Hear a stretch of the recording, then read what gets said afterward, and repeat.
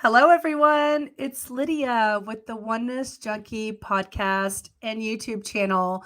And I'm so excited to be here today. It's been a while since I've created an episode, and I love bringing back the guest that I have with me today. Let me just go ahead and introduce her. I have Dr. Michelle LaMasa-Dawson with me. Hi, Michelle. Hi, so happy to be here. Thank you. And welcome back, you guys. This is Michelle's probably maybe third, or probably this might be her fourth with me. So we're going to have fun, and we have a fun topic to bring up today. We're going to talk about relationships because everybody has somebody that they're in a relationship with or have spent in their lifetime, and they're so important to our joy and happiness in life. So we're going to talk about that because sometimes they're not always joyful, right? Yes.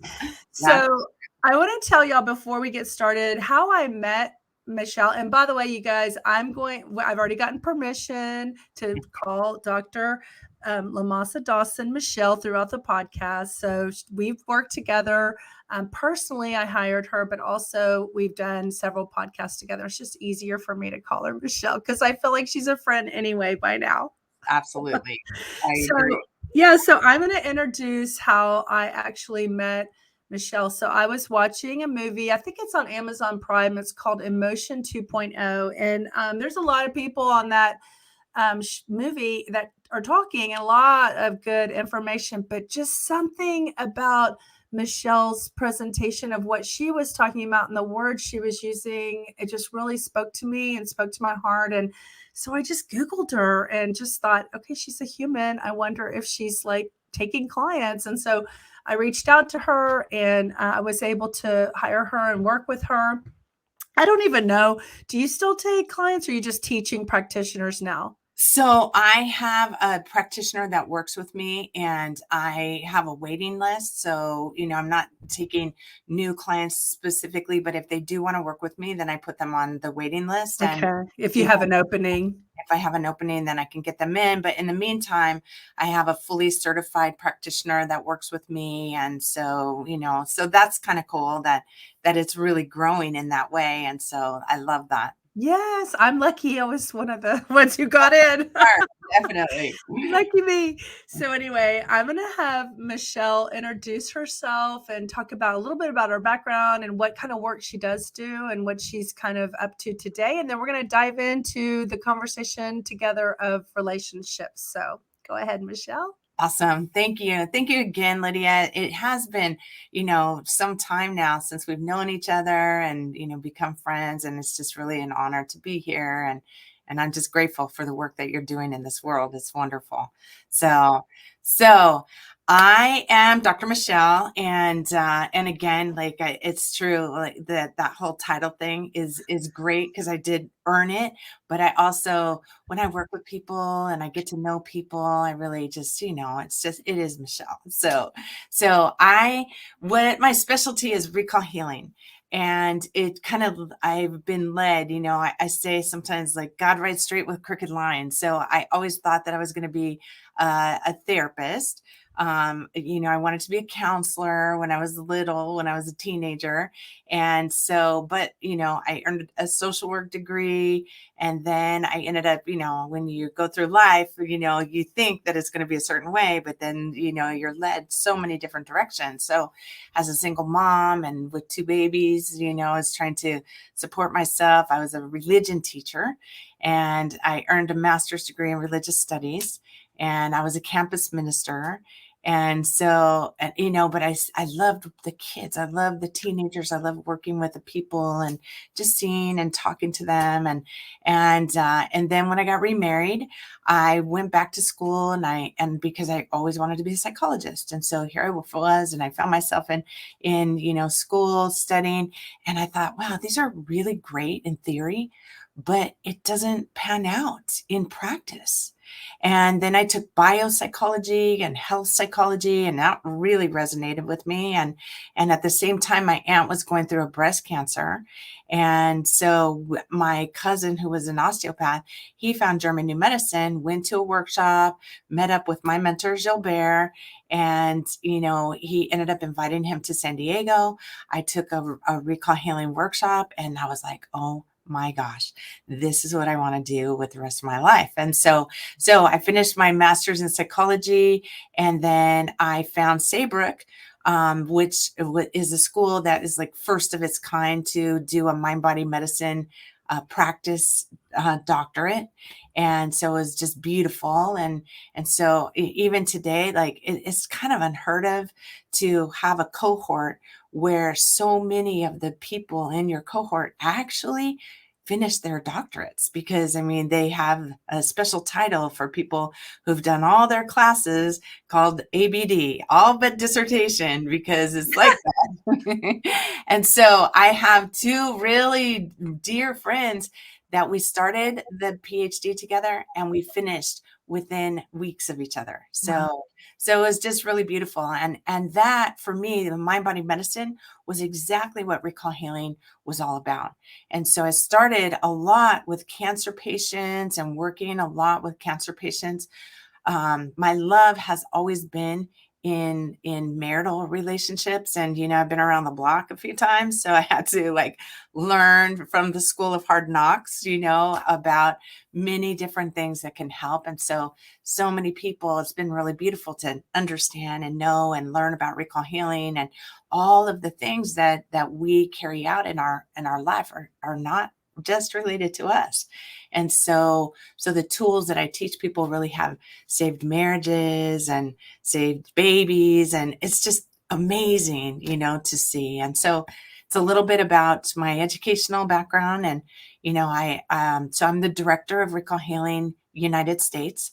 I'm the co-director of Recall Healing International.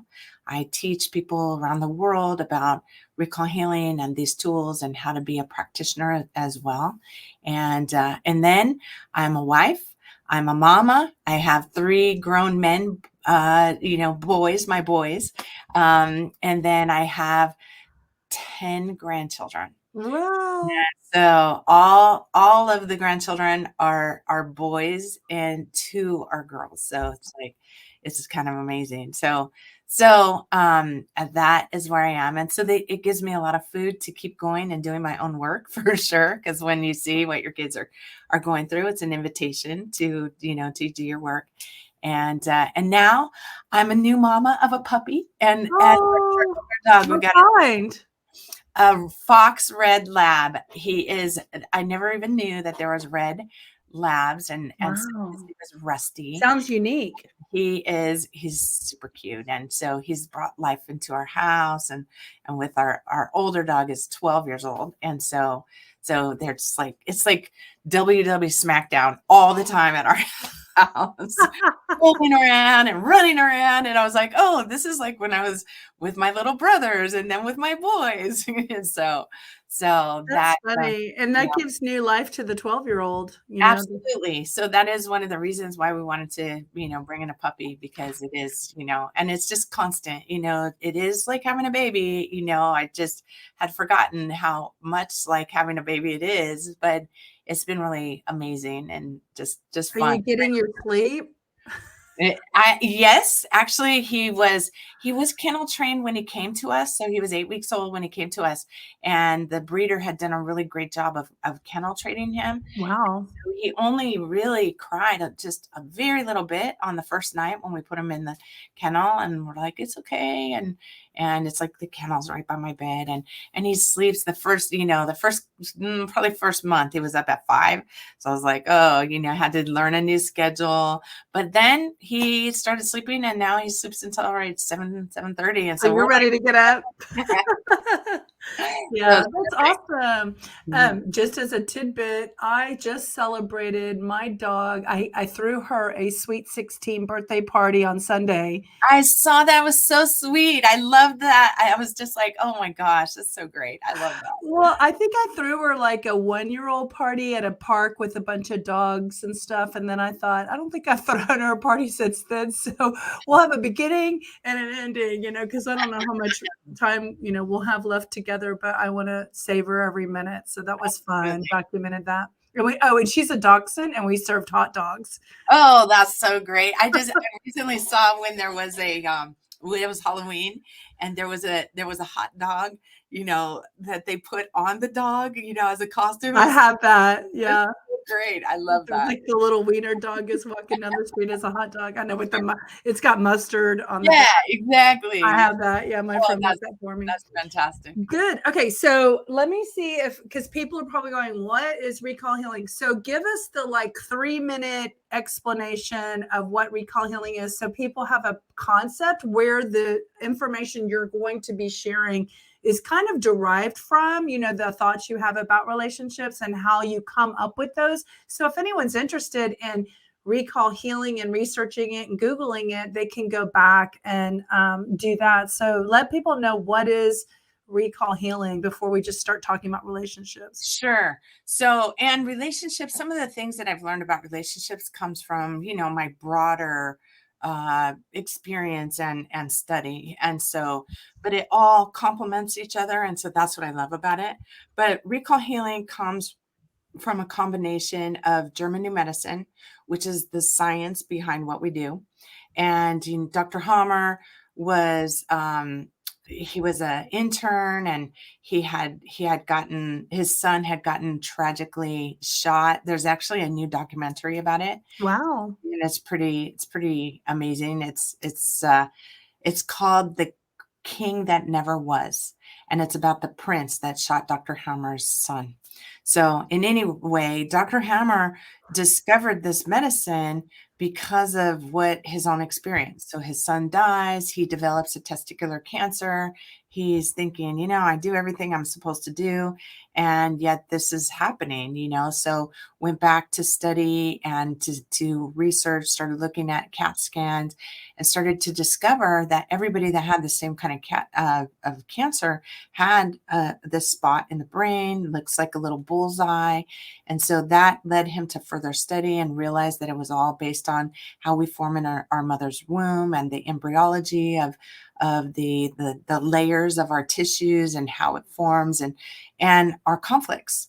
And so when we have certain conflicts, it downloads into the body according to how we're feeling. And this is all based on how we've been raised and our education and our culture. All of that comes into play. He understood that there was 2 phases of every disease and every illness. And so this whole system is a science. And when you apply what the diagnosis is to biology, then you really get a deeper understanding. So it helps us to understand there's really this mind-body connection. And then Dr. Sabah was a student of Dr. Hammer, and he was a Jewish rabbi, psychologist. He would go into the people's homes in the south of France, and he would talk to them. And so he learned, and he incorporated the work of Mark Frechet, which is a timeline, which you're familiar with, and also a family tree. And so it's Mark Frechet talks about the time 18 months before a child is born, the birth, the whole first year of life, and how this is called the project purpose, and that we have, that we're driven, and so I share in the story of like my mom's trauma. She was super traumatized. She wanted to choose death by suicide. When she got pregnant with me, she prayed that I'd be a girl because a girl was going to save her life. Well, then I grow up as that message to save my mom's life, so there was boundary issues and had to deal with a lot of that. But once I started getting healthier, my work was about helping people stay alive. And it didn't dawn on me until much later. And then she named me Michelle for the Beatles song. And I grew up and I married. George was my first husband. John was my second husband. I live in Georgia. I'm married to Mark. And I was like, finally moved beyond the Beatles. And one of my students told me, oh no, Michelle, Mark Chapman killed John Lennon. And I went to Chapman College for a softball camp and thought about it to go to school. It's crazy. So we think we choose, but we're kind of driven by these messages that of our parents' unfinished business. So that's the project purpose. And then we talk about the ancestors. So if you're named for somebody, or if you line up with them, based on birth order number, you carry that unfinished business like an invisible loyalty, and it manifests in your life. And so that's recall healing kind of in a nutshell. And so when I work with somebody, and there's a diagnosis because we work with the biology, because people go to therapy for years and years and years and they really don't get anywhere. Right. I was into therapy like 15 years before I found recall healing. And then it was like once I started applying these tools, I got a lot further and a lot more transformation occurred, as a result of that versus that, traditional psychotherapy, which is great and it serves a purpose for sure. But this also allows for a person to go deeper. And so that combined with the challenges of my marriages, to understand, to realize like, okay, I'm carrying all this unfinished business of my parents and grandparents and great grandparents. And then the work of Harville Hendrick really had an impact on me for relationships, and it really kept me in my second marriage for a very long time.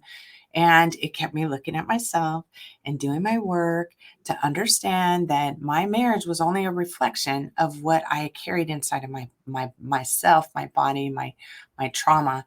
So I've learned a lot of things along the way that I incorporate. And we do have a relationship workshop.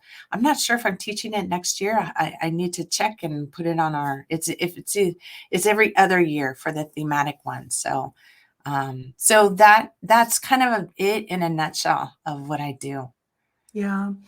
That's really interesting. And for when you were talking, I wanted just to point out that people who feel desperate that they've been doing talk therapy for 20 years and they don't have any feelings of that things are shifting, I just encourage you to look outside of traditional um, therapy and just allow yourself to explore new things that could possibly, I mean, maybe you're hearing this podcast for a reason and it would, the creator, God, universe, whatever you want to call it, showed up in your life for you to check this out and see if it could even if it doesn't solve all your problems, which it's not going to, it can provide stepping stones to get you further along your evolutionary journey, right? Absolutely. That's Doesn't solve your problems. It gives you tools to manage them, right? absolutely. Because I mean, life, if we look at life as really a learning lesson, every little opportunity that comes up in our life is an opportunity for growth and learning and transformation. The alternative is to stay stuck in that pain and suffering. I don't know many people. I do know many people that just stay stuck, but I also know many people that realize like it's no fun to just stay stuck in that yuck and to perpetuate that over and over. And of course, it's going to show back up because you haven't done your work. So, Right. And no, and I love helping people realize when they're sharing their story or whatever they're dealing with and just say, I want to remind you, you have a choice.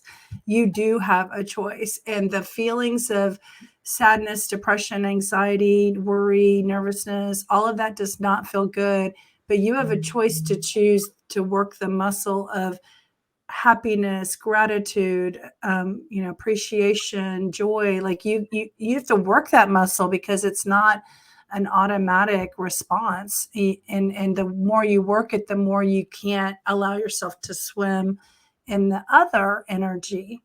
Although you go back there, but then you don't stay there as long because you realize you have a choice when you know that. absolutely. Yeah, no, I totally, you're so right, Lydia. And especially about like when, if a certain pattern has shown up in your life, for instance, depression. Depression is a pattern, and our body gets used to that pattern. So when we have a big trauma, then it can activate that old pattern to help us. But when you don't look at it as like helping because you feel yuck, that actually saved that individual's life.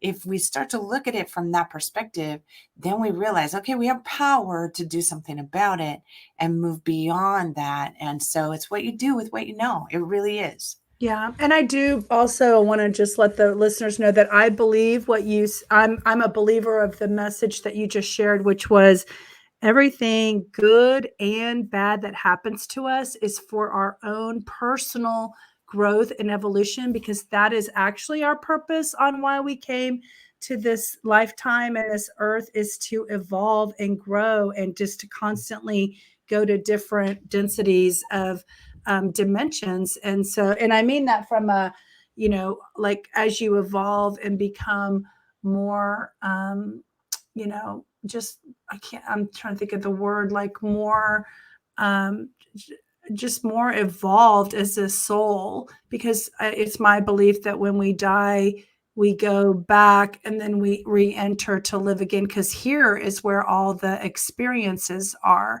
and this is where we are our learning school. You said the school of hard knocks. I mean, that's basically earth. Coming back to earth is a school of hard knocks, but that's because our whole purpose is to go back to the creator. Absolutely. Do you know about that new documentary? It's called After Death.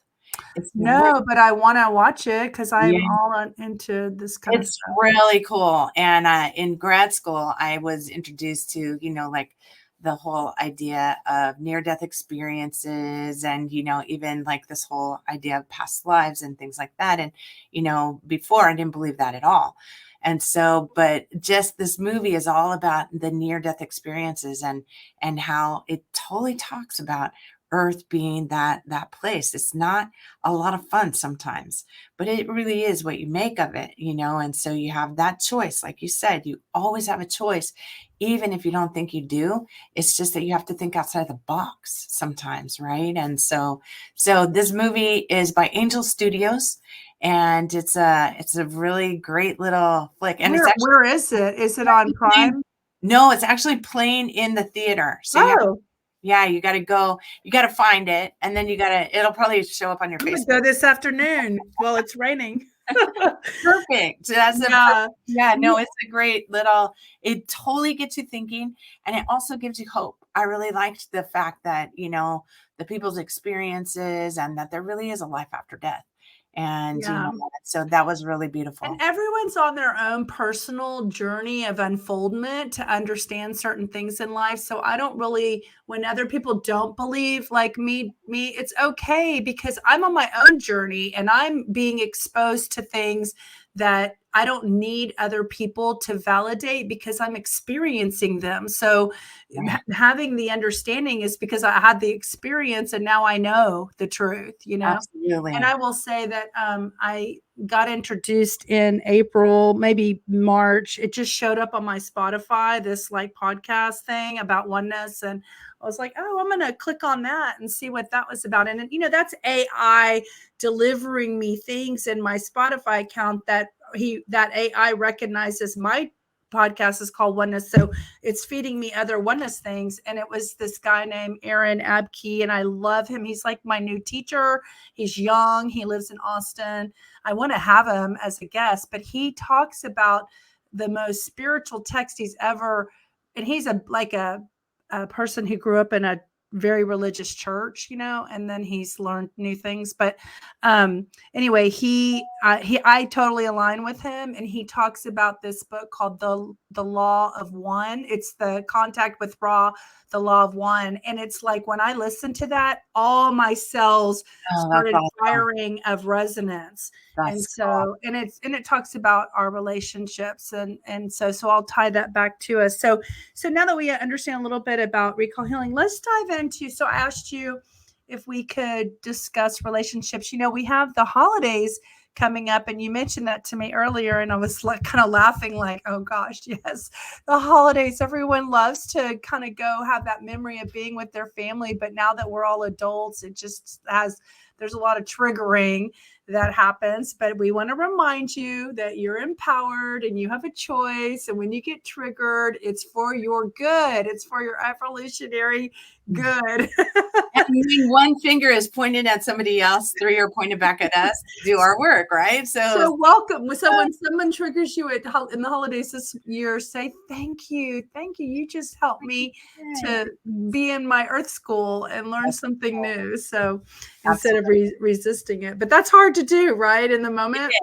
It definitely is. And so, looking at all the places, so a couple things that are kind of helpful is that one thing is when something happens like that and you are triggered, in that is to become the observer, to take a step back and just, like if I was observing somebody else experiencing that, what might I think? What might I say?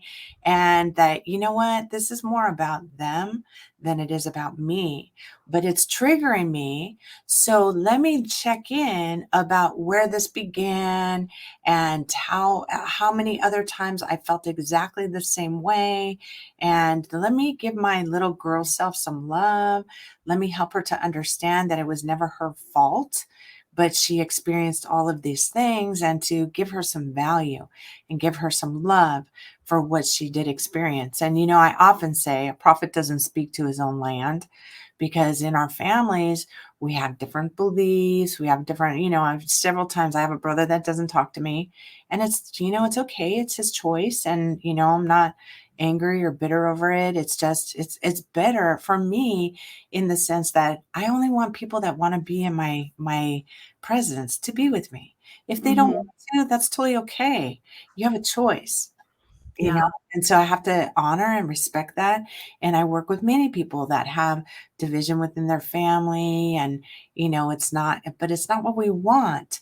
It's what we need. And in recall healing, we say this quite frequently. Nobody wants to have a sickness. Nobody wants to have these lessons. It's not fun. But if you can kind of change the perspective to say, I made this choice before I even came to this earth plane, to have these experiences, maybe to get to a higher spiritual plane, to evolve, as you have said, and that this person is helping in that. And maybe they made the agreement to actually be the way they are in order for me to get where I want to be. It totally takes away that whole victim. And, it really transformed the way I thought about my ex-husband and husbands, just to really begin to say, what? We all made choices to get to where we are. And it really has served to get me to where I am today. Yeah. That's the holidays are that. And just kind of going back to the original, like the thought of relationships, maybe not necessarily in context of the holidays. That's just kind of something that we were, realizing was happening soon. But with Thanksgiving being a big, time for that. But we're in relationship the moment we come out. Well, that moment we're in our mother's womb, right? That relationship. And I learned something really fascinating, that the eggs of me in Yes. my mom Yes. were in my grandmother. Yes. Isn't that so crazy? Fascinating. I just saw that. It's so funny when you said that. I thought of that image right away. You I'm knew just where I was going. so So, amazing. yeah, I existed inside my grandmother, and just that connection and sweetness to think of that, thank God I, loved her very much. Right. It's so true. And so some of the hardest lessons are from the more painful things and the traumas. And when we say trauma in my work, it's the stress of the daily life. I work with a lot of Eastern and Central European, people. So they've been through a lot of like war, and currently Yeah. we haven't here in the United States as much. Right. And oppression too, right? Over there. We certainly have experienced a lot of things here as well. It's just not overt. And so subliminally, and on an unconscious level, and that stress of the daily life, divorce, our parents, trying to make ends meet, different kinds of things that showed up in the family, all of that is trauma. And Yeah. it's the way, and when you deal with a parent that has mental illness, that, for a child, it's total confusion. So I was recently, and you're right, we are relational beings. We're not made, we really, like, even if we're alone and not in a couple relationship, we go to places, we interact with places. It's constant relationship.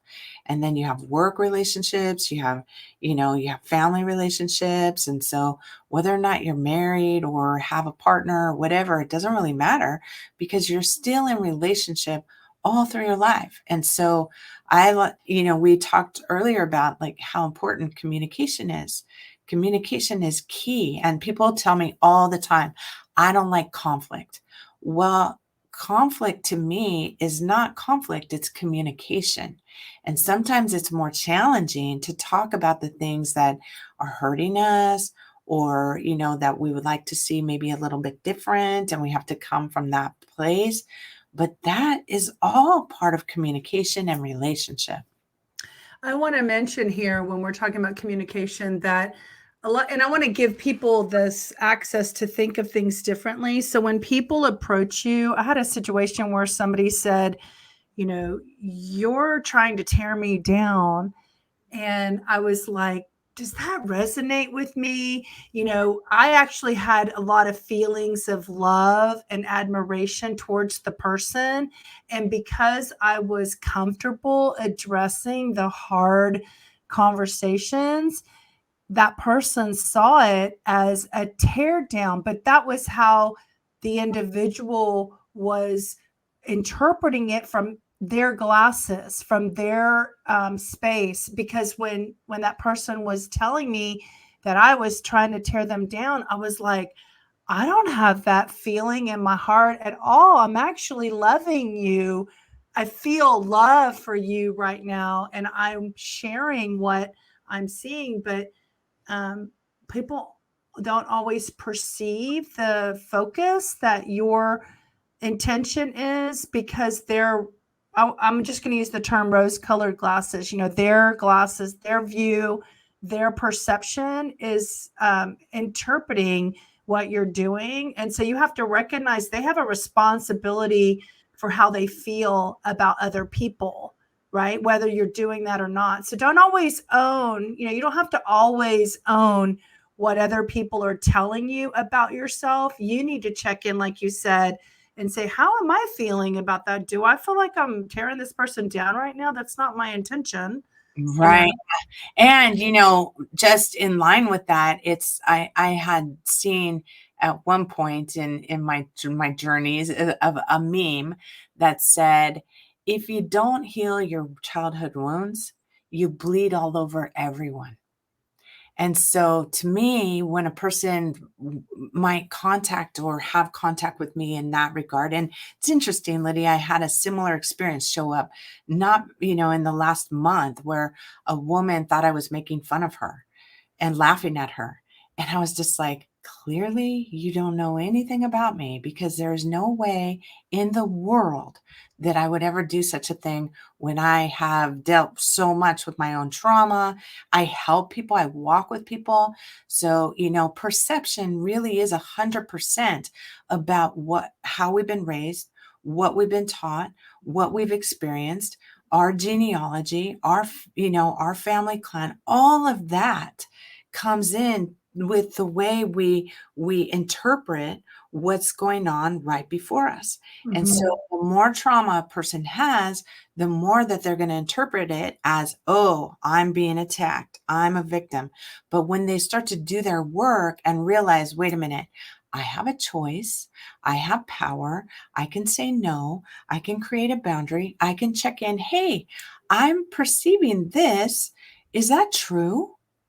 And then check in with you. And then you have the opportunity to say, absolutely not. I'm feeling so much love for you and so much joy. And we also have to recognize that so many times that people have been so abused, so wounded, that they can't receive our love at all. And so it just feels too much like they can't do it. And so they create a way to push you away so that they, don't have to be in a relationship. Pretty crazy. And there's another tool that comes to mind while you're talking, which is when somebody does something, and again, like Michelle said, you're the observer and you're observing the circumstances coming at you. If you can be in a place of the observer and not the reactor, and you could just say, did you intend to hurt my feelings with that comment? Or am I missing something? Is that not your intention? Just to stop them in their tracks and take it to I'm going to choose not to react. I just want clarity. Let me clarify this before I have a reaction. Exactly. And And it takes all the power away from the perpetrator. yeah, and when you're in relationship and you're having an actual conversation, it's really hard to hold that space sometimes. I And so, know. so mirror, empathize, and validate are some tools that I learned through the Imago work, through Oh, getting yeah. Uh-huh. and so when you mirror back, like, hey, I hear you saying that. I imagine that might make you feel this way or that way. That makes sense, and or coming from your own perspective, I'm feeling like this. Is it true? Is it absolutely true? And so you're kind of combining Byron Katie's I was work gonna say that sounds like Byron Katie. with embodiment therapy, but it's like it comes, whatever is going to help in that moment, and especially to not engage. I have told my clients many times, you cannot fight crazy. Some people really truly are mentally ill. That has saved their life. And so, but when you engage with them, you lose the battle automatically rather than just becoming the observer, recognizing, oh, this person is maybe a little bit wounded or is thinking outside of reality for this specific thing. Let me just honor where they're at and let me walk away. Let me not engage with this because I'm just going to lose right away. It's not worth it. Yeah, that's so good. You know, just going back to communication, if it's so difficult because we're trained in our environments. I'll use that word when we're being raised, like what's appropriate and what's not. And I would say like probably 85% of our training is not for full expression Oh, because our parents are not always as healthy to give us that environment. And if you're capable of, because you're the adult, you're the parent, if you have a conscious sense of self, then you can allow your children to say what they need to say and not and be the observer of whatever your children are and not saying. be triggered by that, right? Right. And so then you raise them in an environment where they actually are free to express themselves. And then they learn that it's okay to, and then you teach as they grow up, like appropriate communication and expression, that's empowering and productive communication, right? Not just fully Really. expressing their thoughts. But anyway, so when we grow up in an environment where that's not the case, we're told like, okay, well, children are supposed to be seen and not heard. And so as adults, we shut down and we never, if you don't ever put yourself in environments that teach you how to communicate or that it's okay to communicate or whatever self-development stuff you have to do to get that feeling, then you can go like almost your whole life and never feel like your communication matters, right? I'm sure you deal with that a lot with your Ah, people. oh, for sure. And, in fact, one of the clients that had a cancer has a lot of money and was building a home, but her husband was so strong that he didn't listen to anything that she wanted. And she had been taught this very thing of not, not speaking, Yeah, I don't matter what I say. It now, doesn't matter. whatever, just do whatever you want. So this beautiful home created was nothing of hers. And so in order to kind of get into her own identity, she ended up buying another little place at the beach and is fully decorating it on her own and doing everything from her space because it was a practical way to gain her identity and to realize I do have a right to speak. And you're so right about to be seen and not heard. And it actually gives me even another understanding of about even myself of having carried extra weight in my life. And that message of you should be seen and not heard. And I wanted to be seen. So having extra weight is a way to be seen and not heard. Don't speak, Michelle. You don't matter what you say. I don't want to hear you. Boom, too. That idea of like, corporal punishment was real, you know. And I had a father that was more about what is important, and I'm talking like as my father, like I'm the most important thing in this relationship and everyone's here to serve me.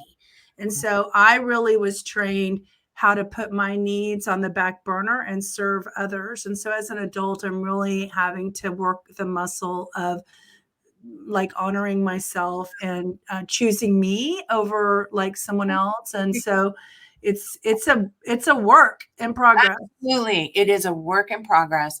I say progress, not perfection. And we better our best. We're looking and it's none of our business what people think or say about us.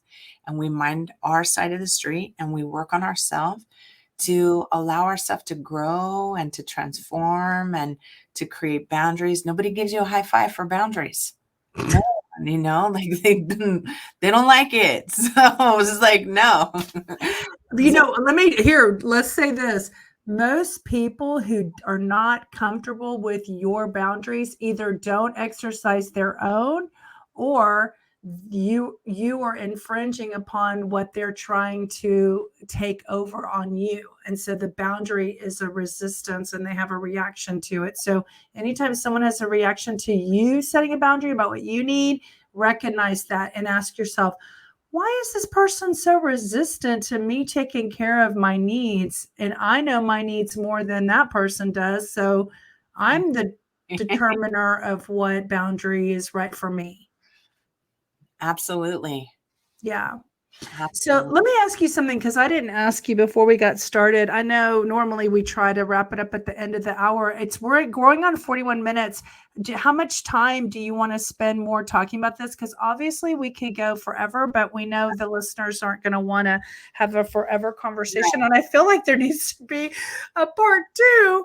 Oh, we should do a part two. I feel like we just barely scratched the surface, but so much stuff is good for people to kind of consider when they're suffering in relationships and realizing that you get to choose. You do not have to be the victim of your relationships. Find ways to find empowerment in your relationships, and then hopefully come from your heart and a love space in every relationship. I have relationships that don't work for me, but I want to send them love, and I'm just choosing to send them, like you were talking about, you're not angry, at old relationships, you're just not in them anymore. And so coming from a space of love does not mean you have to engage with them. It just means No. you're clean and clear in the community. Yeah, Lydia, that's a super great point. So many times when you have toxic family, it's not good to be in direct relationship with them. So creating that boundary, and that really is okay to say, I'm worth it. And it's okay for me to say no and limit my exposure to this kind of toxicity. And that if I can't protect myself particularly, or I don't have a right, then I really need to eliminate that, entirely. And it's really okay to not be totally in connection with those kinds of relationships. Super hard. It can bring up guilt, and just, to recognize that the individual is worthy and worth, that you don't have to die for a marriage. You don't have to, you die for your mom or your dad or your anybody. That's not what we're asked of, and that's part of the lesson of just recognizing this does not feel like it's in alignment with me. Right. And if anyone's asking you, like if a parent is asking you to quote unquote die, but I'm just speaking from a perspective of that your priorities and your needs don't matter more than theirs do. That's what we're kind of referring to, as dying rather than literal. Then consider that that's not healthy for you to be in that dynamic, and it's hard to let go of like an abusive relationship because you're so used to it. Right. You know how to navigate it. Absolutely. And your neural pathways resonate with that familiarity until you do it enough or do something different enough to create new neural pathways. Then these old patterns are still going to show up. And, it is quite literally that stress of the daily life when you constantly disregard what you say or what is good for you. And you just, just so that you don't have conflict, you do, oh, they want you to do this and they want you to do this, and you just keep doing it. That quite literally becomes, do you want to die for that? Because if you do that enough, your brain, your body will take over to help you to deal with what you're literally stressing about, you're spinning your wheels about, that you have no peace about. Say no when you mean no, say yes when you mean yes, and find a way to do that that's acceptable to you. Yeah, that's good. Do you have a off the top of your head, and if you don't, it's okay because I wasn't planning on asking you this, but autoimmune, what you were just describing, does that create an autoimmune disease where you're constantly fighting inside but not externally with someone? Because that's an immune disease that is fighting itself when the immune system is fighting its own immune cells. Well, it can be something like that. Autoimmune in general, and there's so many different autoimmunes, and so it kind of depends on which one. But underneath, as a general, like, category with autoimmune, it means that one or both of the parents didn't want the child. So then the child grows up with this invisible loyalty to disappear. So the autoimmune creates a way to disappear. And obviously, if a person is not wanted, then they're going to do everything in their power to please people, to do that, and always to sacrifice themselves, right? That was me. Yes. Okay. And I so, was the fourth child, not wanted. right. Well, and I was the first not wanted, outside of marriage, and, like, yeah. So that, and so we have to learn that if you are here walking on this earth, you absolutely were meant to be, even if our parents forgot that they made the agreement to bring us into the world when they did.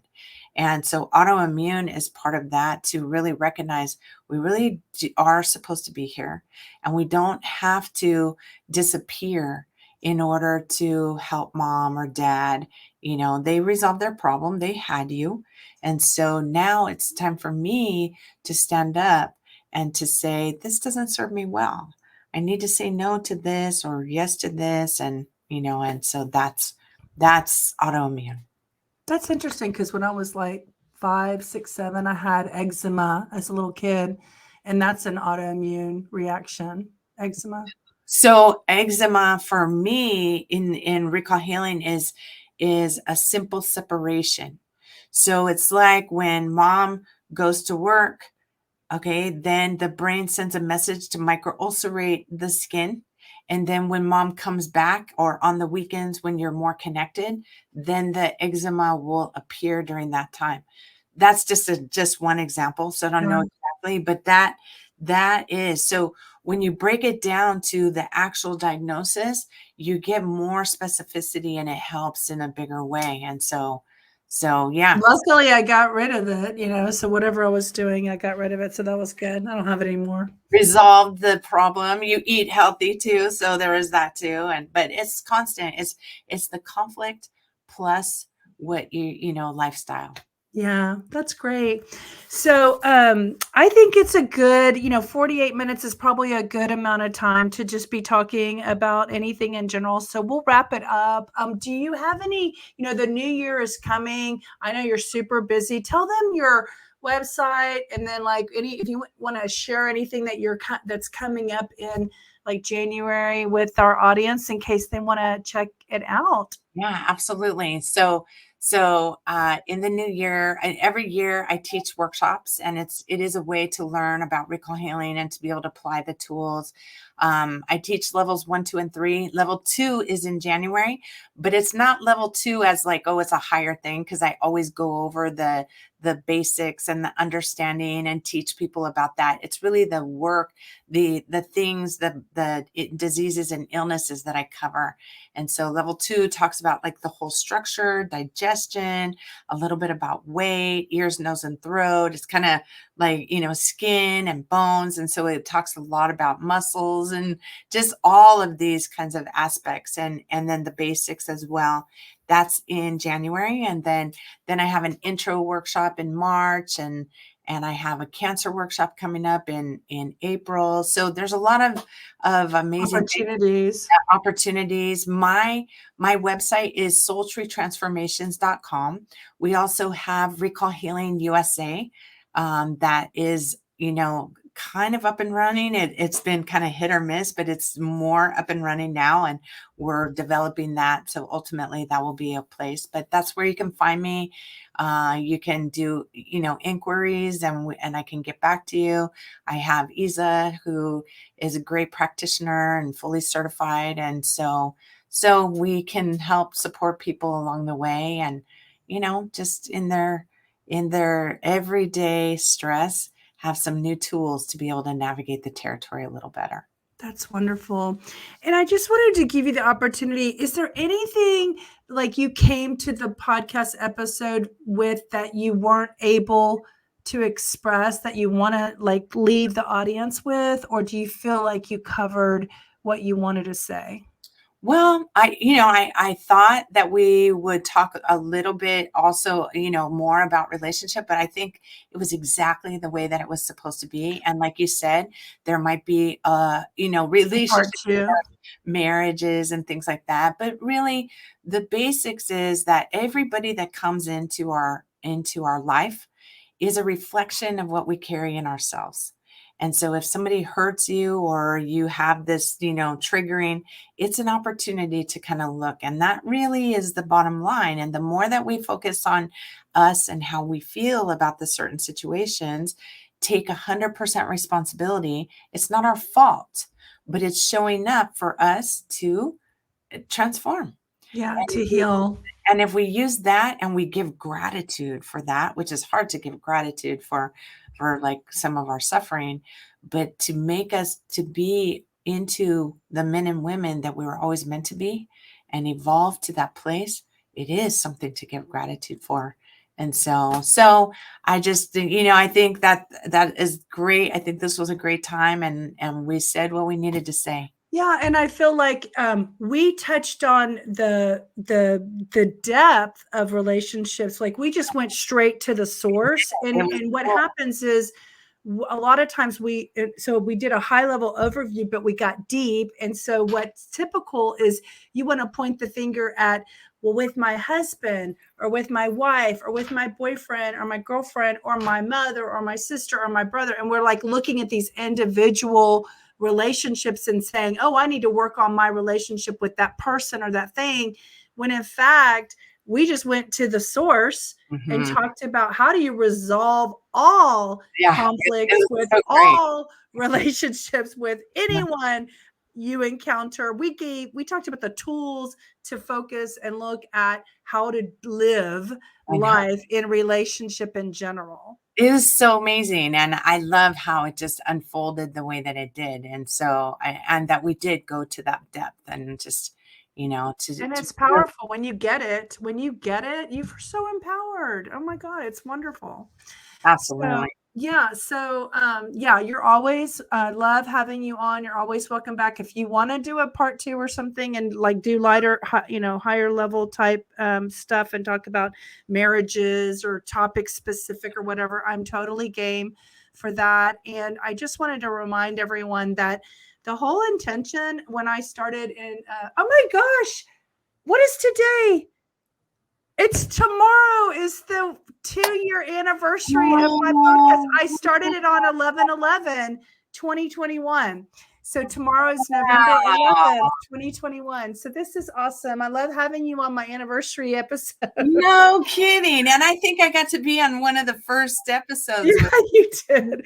That's awesome. Yeah, I started it on 11/11 because 11/11 is a powerful number. It's all actually it means all ones too. So oneness.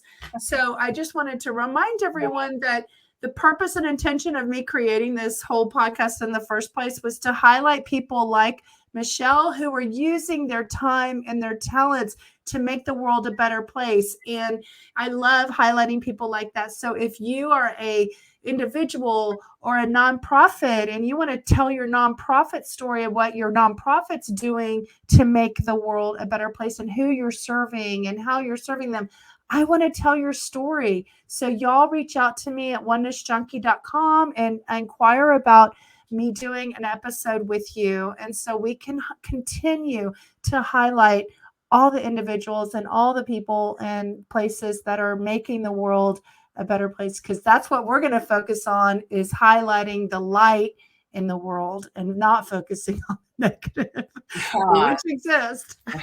It definitely exists. And Lydia, thanks again. And it is such an honor to be on your anniversary show. That's amazing. And it's I amazing just how realized that it's unfolds. divine. I didn't even plan it. So cool. And so yes, we'll definitely do. And I just love how we can be spontaneous, and whatever is supposed to show up It on, flows. it really just does. And so Yeah, we'll we're soul sisters. I feel connection with you. absolutely. So All right, great.